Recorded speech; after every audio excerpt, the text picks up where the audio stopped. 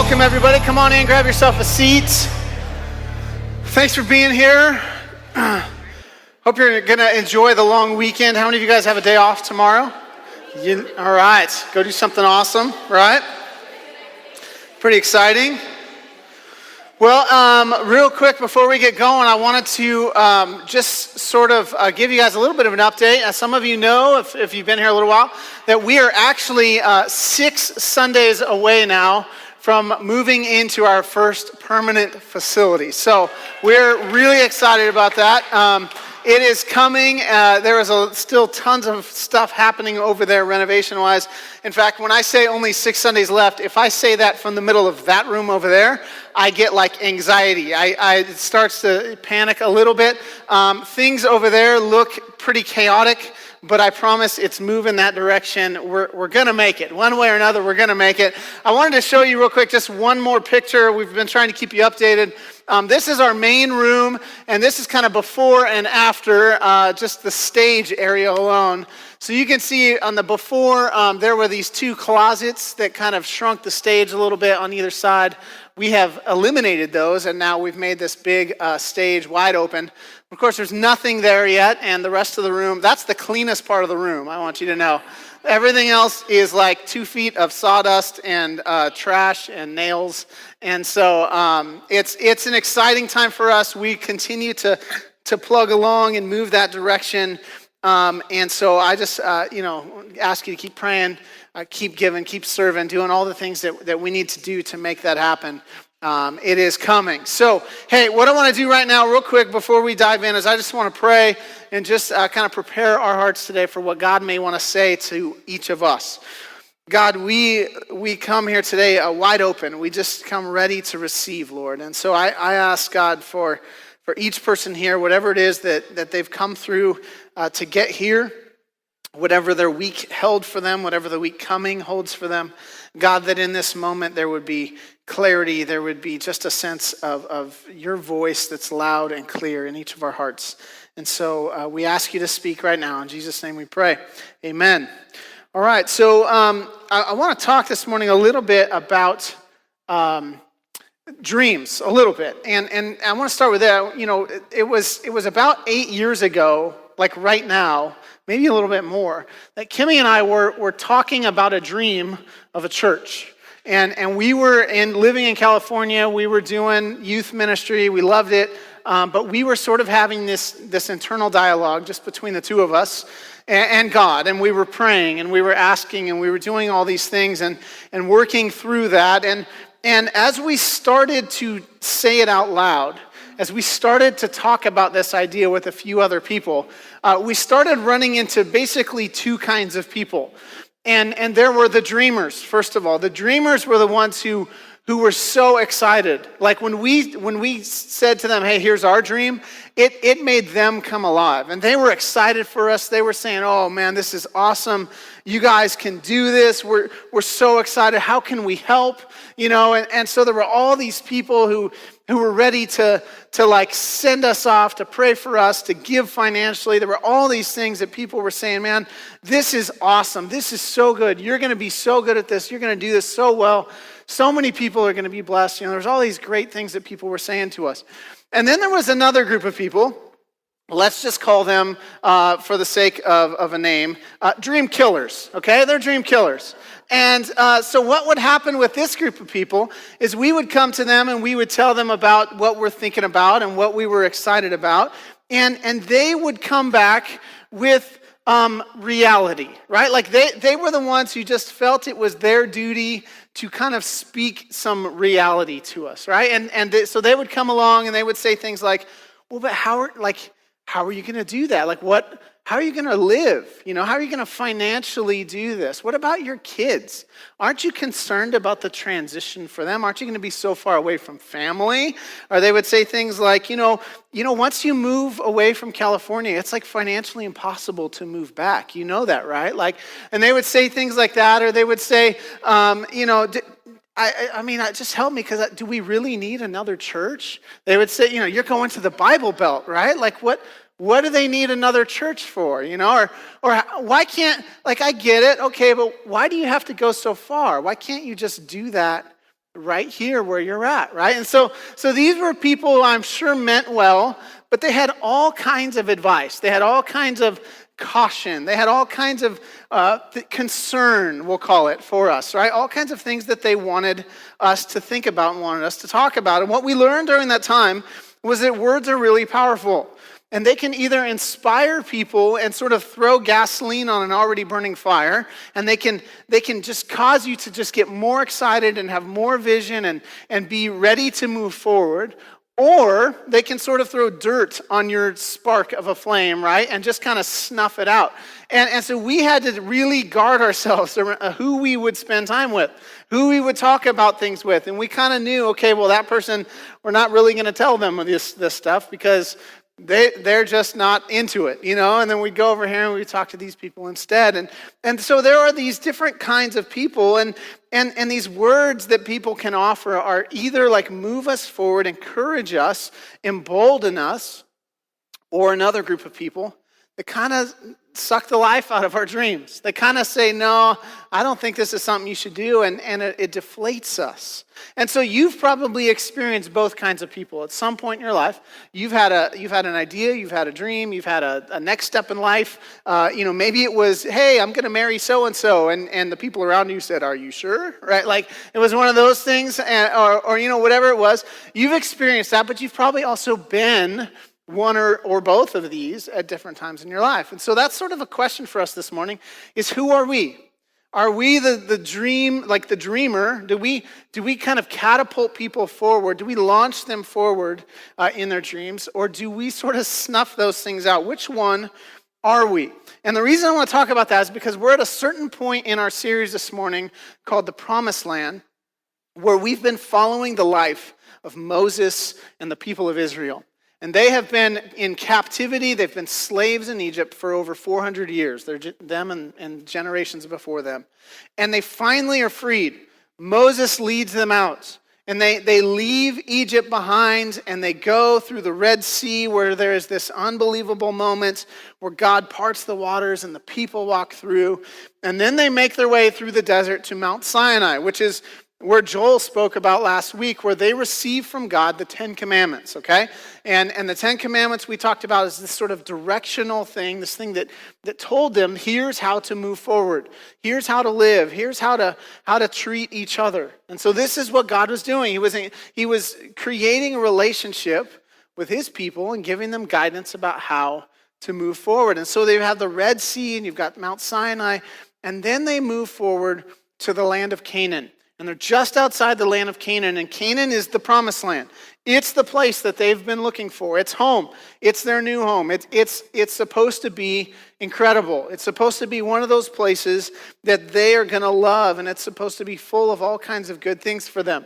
And so what they decide is they get just outside the land of Canaan. Moses gets a word from God and decides, okay, it's time to send some people in to figure out, just to kind of get our bearings, where are people living, what's there, all that kind of stuff. So here's what it says in Numbers chapter 13. It says, the Lord now said to Moses, send out men to explore the land of Canaan, the land I'm giving to the Israelites. Send one leader from each of the 12 ancestral tribes. So Moses did as the Lord commanded him. He sent out 12 men, all tribal leaders of Israel, from their camp in the wilderness of Paran, okay? So they decide they're going to go in. And they go in, these 12 guys go into the land of Canaan. And their task is to stay there for 40 days, to see what they can see, to gather some of the produce of the land, and to bring it back so people can kind of get a taste and a feel for what's there. They're supposed to see, is the city fortified? Is it not? What kinds of people are we going to come up against? They're gathering information, okay? So this is their job, and this is what they're supposed to do. And so they go off, and they do that, and they come back, and here's what it says next. It says, after exploring the land for 40 days, the men returned to Moses, Aaron, and the whole community of Israel at Kadesh in the wilderness of Paran. They reported to the whole community what they had seen and showed them the fruit they had taken from the land. This was their report to Moses. We entered the land you sent us to explore, and it is indeed a bountiful country, a land flowing with milk and honey. Here is the fruit the kind of fruit it produces. Okay, so they come back and they're saying, it is sweet, right? Like there is so much cool stuff there. Look at this fruit, right? And there's like one guy's like, there's a Starbucks downtown. It's like, it is phenomenal, right? Like it is incredible, good beaches, they're like, this is the sweetest land that we could possibly find. And they're excited. There's this sense of like, wow, it sounds really, really good. And then there's just that one word, right? But like there's one thing coming that these guys are coming back with, because they're saying, listen, it is really good. And it's just like you said it would be. It's just like God told us. It's incredible. It's got all this great stuff. But, all right? And so here comes those dream killers, or the people who want to speak reality. Here's what it says. It says, but the people living there are powerful, and their towns are large and fortified. We even saw giants there, the descendants of Anak. Okay, so now this is a particular group of people who had been known sort of legendarily, is that a word? Legendarily, for being just massive. They're giants, okay? And so they see these people and they are freaked out. They go into the city, they say, yes, it's awesome. Look at the land, look at the fruit, look at all the stuff there. But the cities are fortified, and the people are huge. They're giants, right? There are these massive, massive people. And they're saying, we're scared. I'm not sure we can do this. And so what ends up happening is actually 10 of the 12 spies are saying, I don't think it's a good idea. 10 of them are going, this is not good.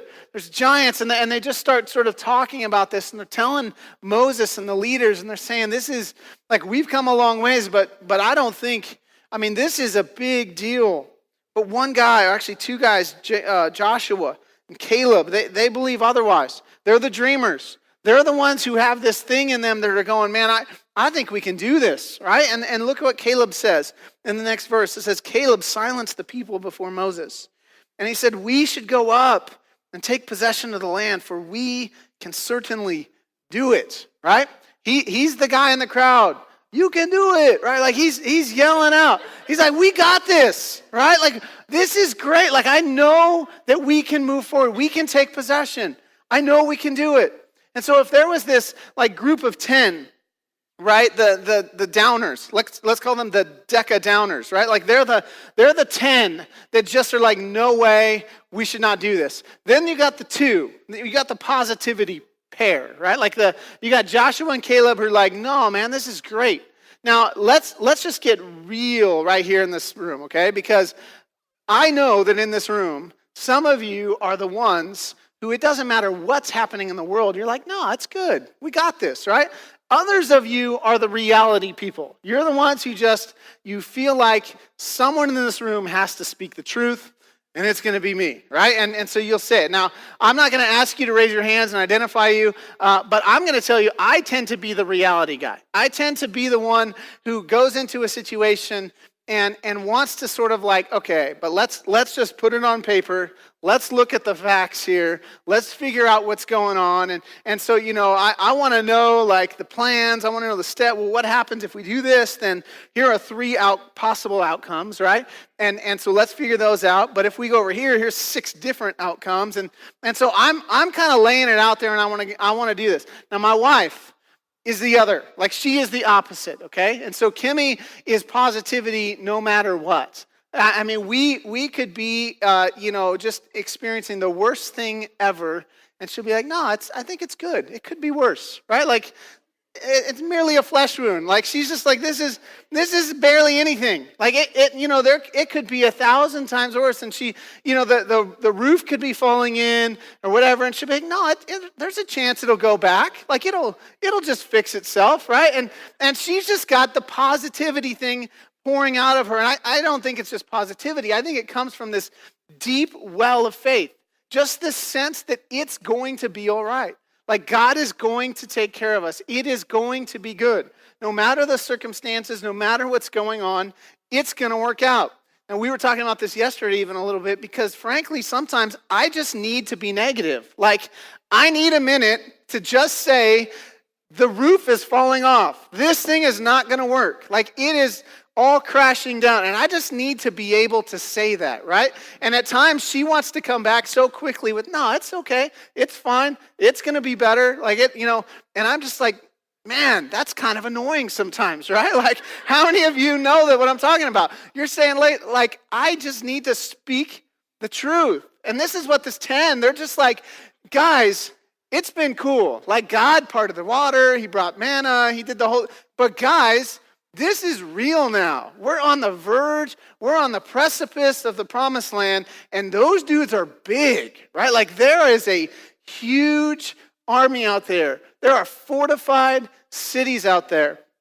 And they're standing on the edge of the promised land going, I don't think this is such a good idea.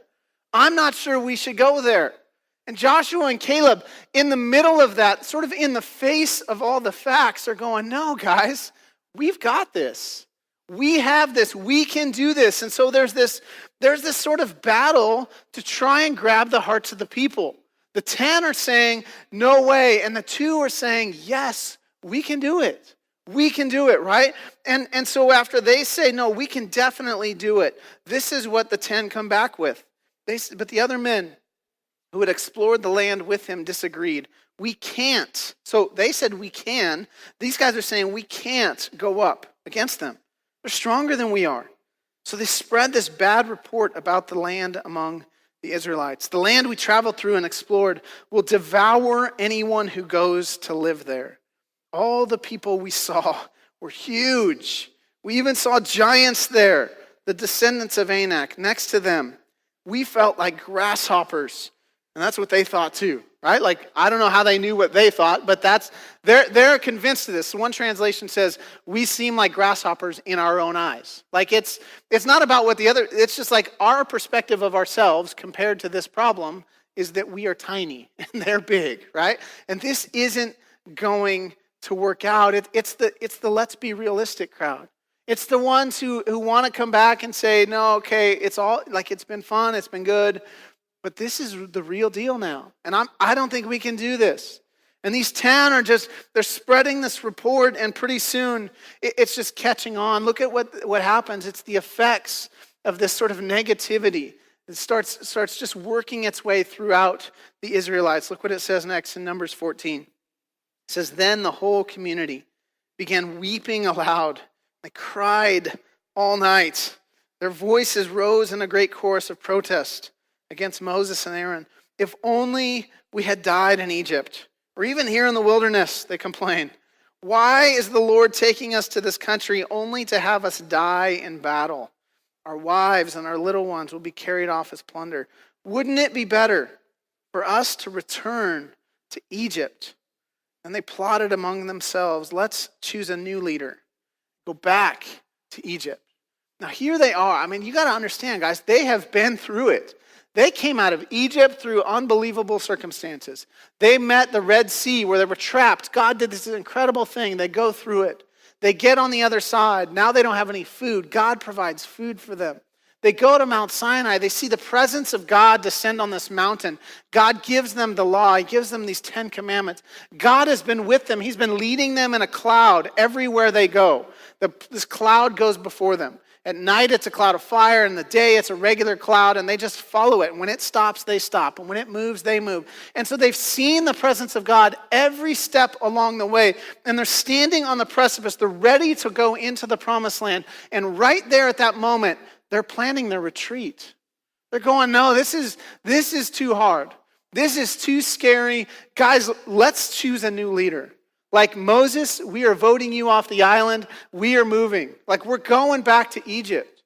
We're going back to slavery instead of freedom, instead of our own land, instead of a place where where God has provided, instead of this place that apparently has this great fruit and all this great land and all this stuff. We're going back. We're going to go back to Egypt. And I don't know if you've ever experienced that. I don't know if you've ever been to that place personally where you have seen God move. You've seen God do some things in your life, and so you're pretty convinced that this is the direction you're supposed to go. And you get right to the edge, and then it's like, no, I don't think so, and you bail. And it's a tough place to be. what happens, guys, is you might get, maybe you've been praying about something. We've been as a church going through this book together. How many of you guys have been doing this? You've been enjoying this? People are praying things. They're praying circles. They're praying, God, I need this opportunity. I need this thing. God, I need you to move in this way. And some of you are beginning to experience that. You're beginning to see God open doors. Imagine if God opens the door to the thing that you've been praying the most about, and you get right to the edge of it, and everything's there, but then you turn and you walk away from it. This is what the people are doing. The people are about to enter the land, but one more obstacle stands in their way. The people that are there, the cities that are there, the very thing they're going for, they're looking at it and God is saying, go. And they're saying, I don't think so. And they turn and they want to go back the other way. And so you can imagine Joshua and Caleb, they're going, please no. Like, we've got to do this. We've got to move forward. And so they come back, and here's what Joshua says.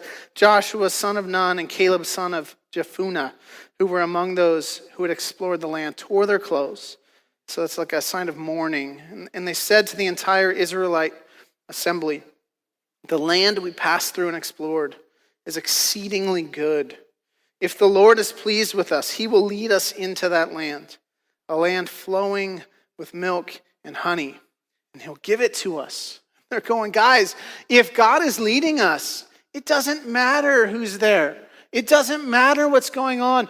We got this, right? They're trying to speak one more time faith and strength and courage into this group. And they're trying to tell them, guys, God has led us this far.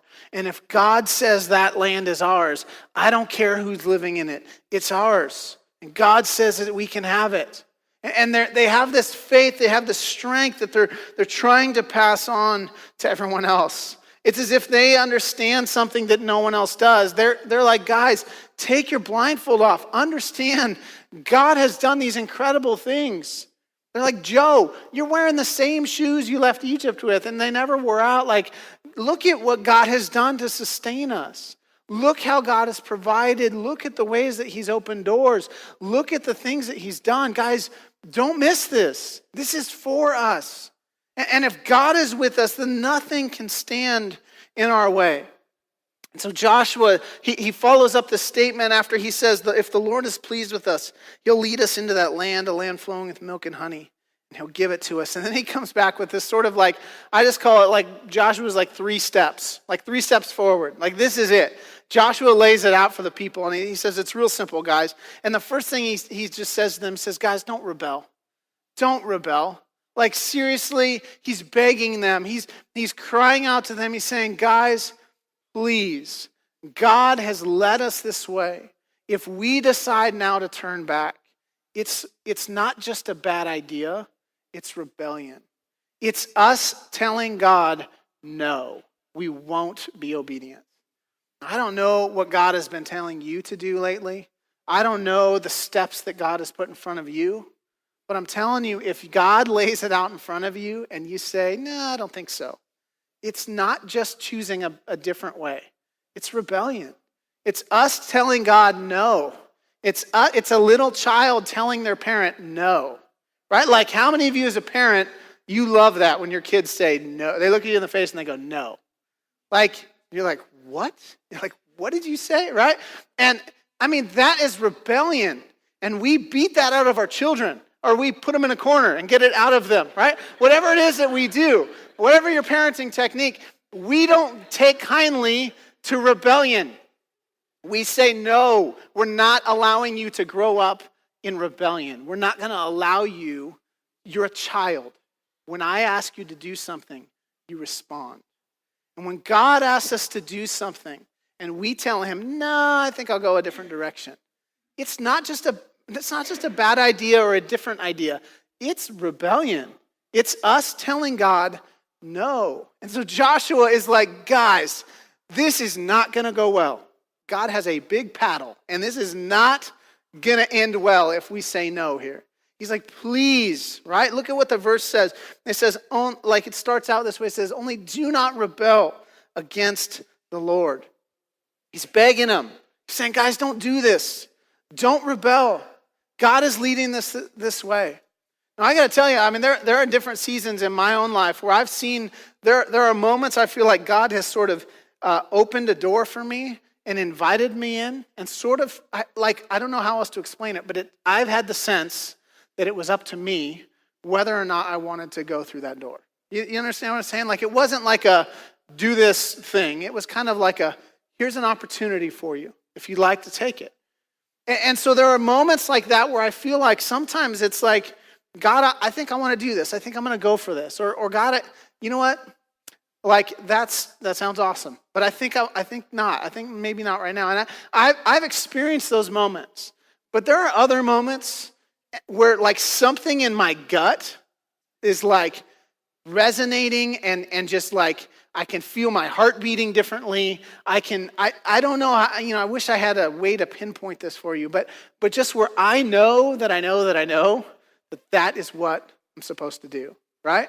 Like whether that's a big thing, like move across the country, or it's a job thing, or it's a buy that person coffee thing, or give that money thing, or what. Like there have been moments where I felt like, okay, that's that. I don't know where that idea came from. That was not my idea.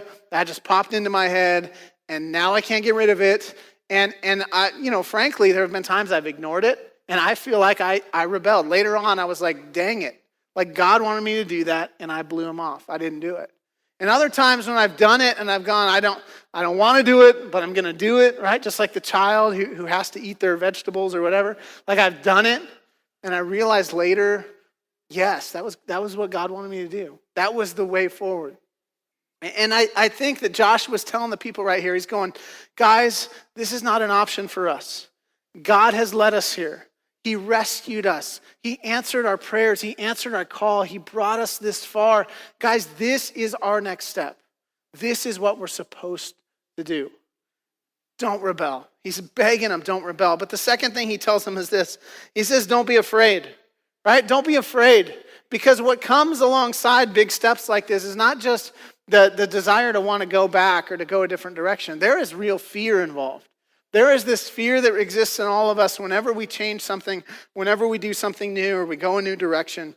And so Joshua says to them, he says this, he says, and do not be afraid of the people of the land, because we will devour them. I love that, right? Like Joshua is straight up talking smack, right? He is just saying, because the other guys came back and said, the land devours everyone who's there, right? And Joshua uses the same word and said, no, we're going to devour them, right? And then he goes on, he says, their protection is gone. The Lord is with us. And so those big cities that are fortified and the big giants and all that, he's like, all of that is gone because we've got God, right? Like all of that stuff does not matter. And it's like Joshua taps into a truth here that you need to understand, that if God is on your side, you are in the majority every single time. It doesn't matter the odds. It doesn't matter what's against you. It doesn't matter how far this feels from reality.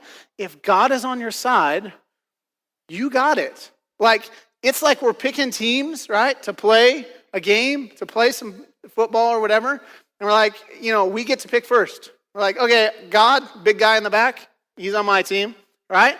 You can have anyone else you want, and God's just the O-line. He's just the off, like he just blows everyone away, and we just kind of cruise in with the football. It's like no big deal. Like God, if he is on our side, nothing is against us. In fact, the New Testament writers pick up on this idea. Paul, one of these guys who wrote a lot of the New Testament, this is one of the things he's constantly trying to help people understand. Because they're going through stuff, and there's rulers and laws that are coming against them, and all kinds of oppression. And so he's constantly reminding them of things like this. In Romans 8, he says, what shall we say in response to these things? If God is for us, who can be against us? He says, if God is for us, who can be against us? For Paul, this is the prime, like he's like, guys, it's a no-brainer. If God is on our side, there is nothing that can stand against us. And so Joshua is reminding them, he's saying, listen, don't rebel. Please don't rebel. But then don't be afraid. Not only do you not rebel, but all the stuff that these other guys are coming back and telling us about, I mean, it's true, but have you seen who's on our side? Have you seen our first round pick? Like, we are going to be okay. He's trying to instill in them this courage.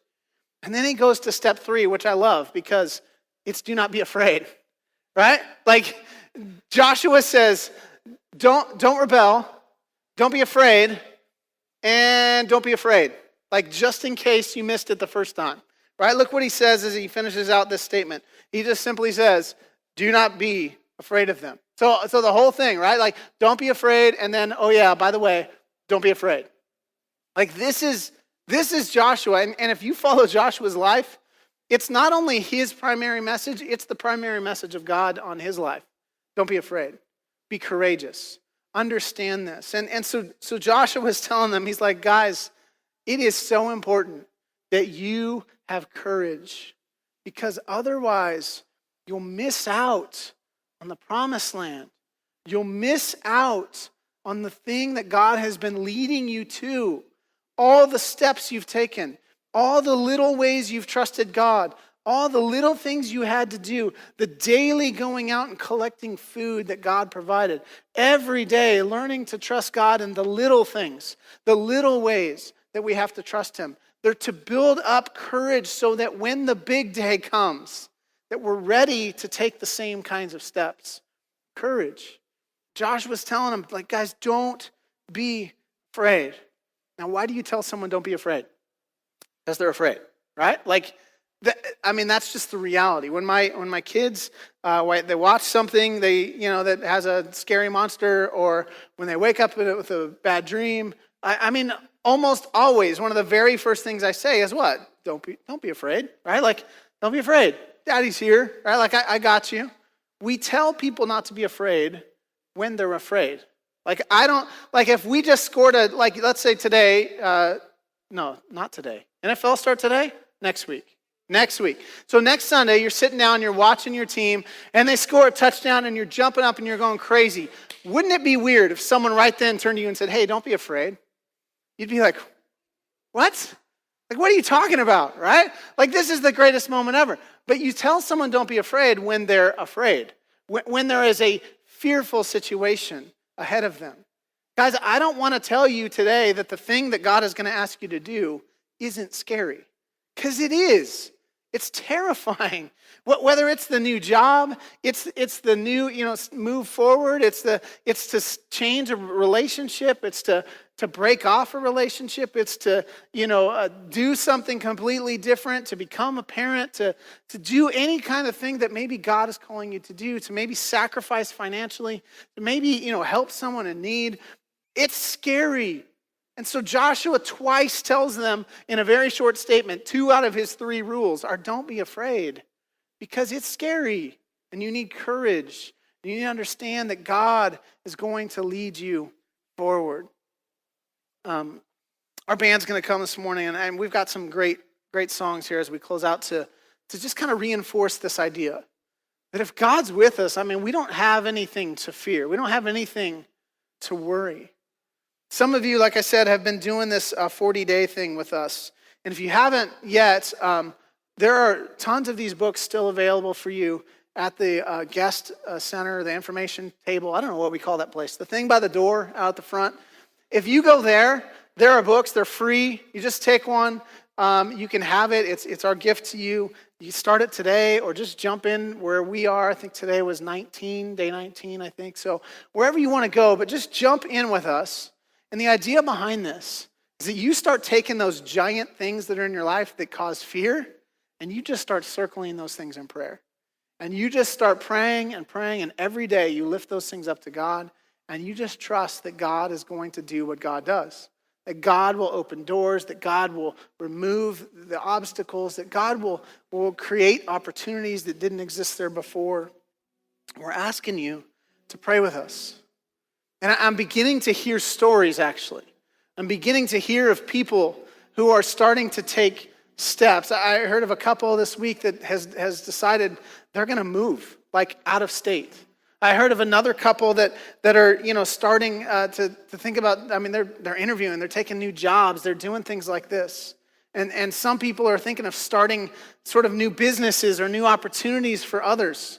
And these are things that some of these people have been sitting on a long time. And yet, as they've started to pray, as they've started to circle these things, doors are opening, courage is building up in them, and opportunities are coming up for them to begin to take these steps forward. And I want to tell you today, when a move of God is happening, don't be the one who gets in the way. Don't be the 10 who say, no, I don't think so. But what about, have you thought about this, or this? Okay, listen, guys, that's not helpful. I know that we think it is, those of us, myself included, who think that we need to help this person think through all the ramifications of their decision. Listen, everybody in their life is doing that. Do you understand that? Everybody around them, like that job's already taken. Their coworkers, their mom, their dad, their neighbors, like everyone is already telling them all the reasons why their idea is a little bit crazy and probably won't work. Can I ask you something? Would you be the we can do it people? Would you be the Joshua and Caleb who comes to them when they're telling you their dream and you say, that sounds awesome. Like, I'm sure that's scary. I'm sure you don't have it all figured out, but how can I help? Like, that sounds really cool.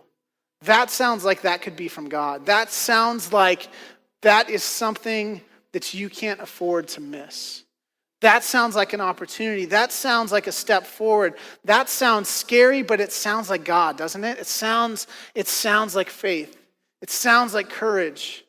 Would you be the one who says we can do it? Would you be the one who fans that flame a little bit and stokes that fire in somebody and says, no, this is a good thing. I think this is great. They don't need more advice. They don't need more people to tell them, this or that. They need someone to believe in them. They need someone who will come along them and say, no, this is awesome. This is good. I think this sounds like a good thing. As a church, guys, the parallels between this series and kind of what we're experiencing as a church are a little scary, to be honest, because this series was planned, you got to understand, long before a permanent facility was even a thought. We were talking about this series.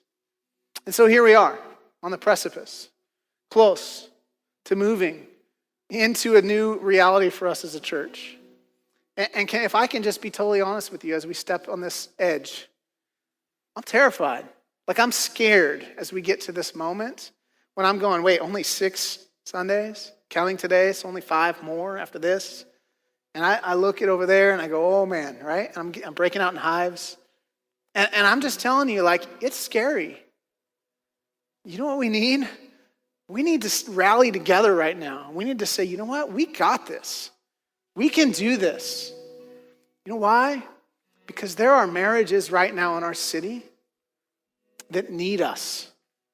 They need us there, active, alive, doing the things that we can do because their marriage and their family depends on it. And if you guys could just see a glimmer, like I feel like in my head, I've been to the promised land. Like God has put in my head and in my heart a vision of the future for our church. And so I've been there, I've tasted the fruit, I've seen it, but I can tell you there's giants there, and it scares the heck out of me. But I'm coming back and I'm trying to tell you, I'm trying to go, guys, if I could somehow just give you a picture of what I see in my head, if I could convince you that this is worth it, that there are kids who have no fathers, who have no mentors in their life depends on us doing what God has called us to do.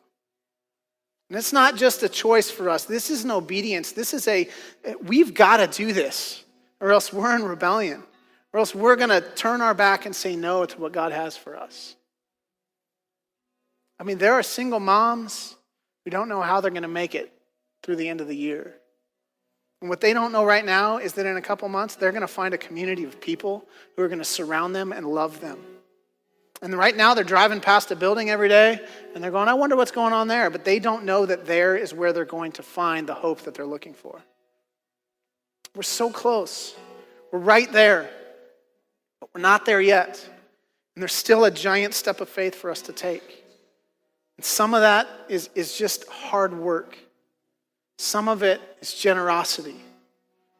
Some of it is us having the courage to talk to the coffee person or to talk to the coworker and invite them to come. Because I believe that lives are going to be changed. Generations will be changed. And I don't want to miss it. I don't want you to miss it. See, the people, I didn't have time to get to the rest of the story this morning, but the people, they do rebel. And they say, no, we're not going. And then God comes and he says, listen, I'm done with this generation. I'm giving up on this generation because all they've done every step of the way is fight against me and say no.